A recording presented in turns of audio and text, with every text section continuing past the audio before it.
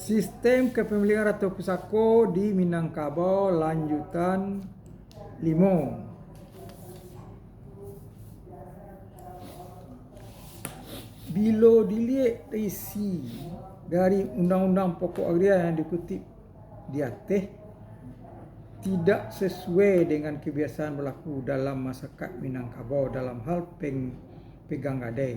Pada umumnya yang memegang gadai adalah orang yang kekurangan tanah.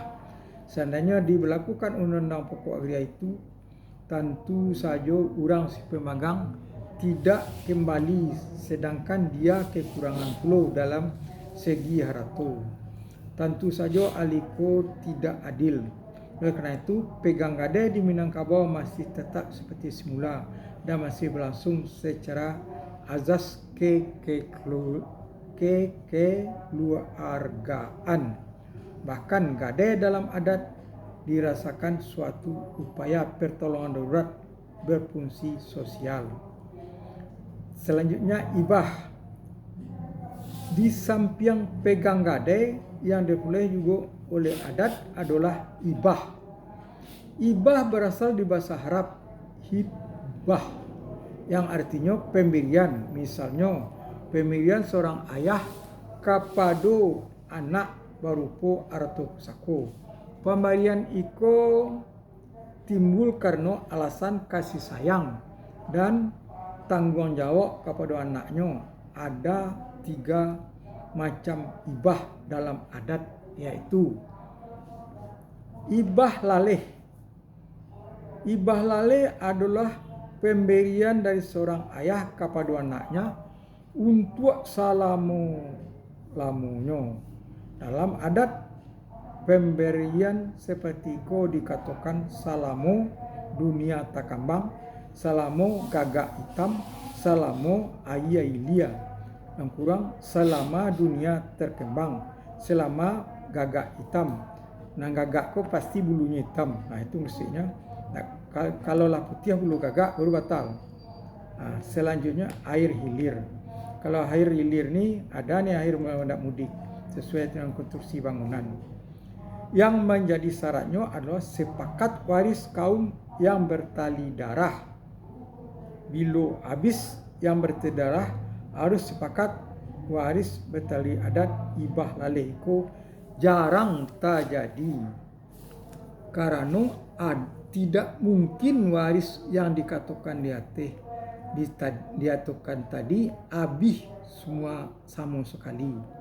Kalau terjadi juga tidaklah dibahkan seluruhnya, paling kurang sebagian kecil dan harta keseluruhannya itu. Iko pun tergantung kepada persetujuan bersama. Adat mengatakan ibah basi tahu-tahu, gadai bapa maki, jua bapa lalu. Ibah yang kurang ibah saling mengetahui, gadai berpegangan, juar berpelalu. 2 ibah bakeh atau ibah bekas bahasa Minangnya. Ibah bakeh bahasa Minang, ibah bekas bahasa Indonesianya. Adalah pemberian harta dari ayah kepada anak. Ibah bakeh itu sifatnya terbatas, yaitu selama anak hidup. Bila ada anak yang 3 orang tidak jadi soal. Yang pokok bila anak-anaknya itu telah meninggal, maka harta yang dihibahkan kembali kepada kaum ayahnya. Di dalam adat ibah bakeh itu dikatakan, kabo mati kubangan tinggal, pusako kanan punyo. Dalam bahasa Indonesianya, perlu berhati-hati dalam melaksanakannya. 3 ibah pampeh. Ibah pampeh atau ibah pampas, yaitu pemberian harta dari ayah kepada anaknya. Caranya yang berbeda karena kasih sayang kepada anak. Si ayah mengatakan kepada anggota kaumnya bahawa selama itu inyo Allah menggunakan uang anak-anaknya itu untuk biaya hidup dan biaya karena sakit-sakitan. Untuk itu buat sementara sawah sekian piring dibuat dan diambil hasilnya oleh anak-anaknya. Sawah itu jatuh kembali kepada ayahnya bila kaum ayahnya punya kesanggupan untuk mengganti wang anaknya yang tak pakai untuk berubik kepada ayahnya tadi.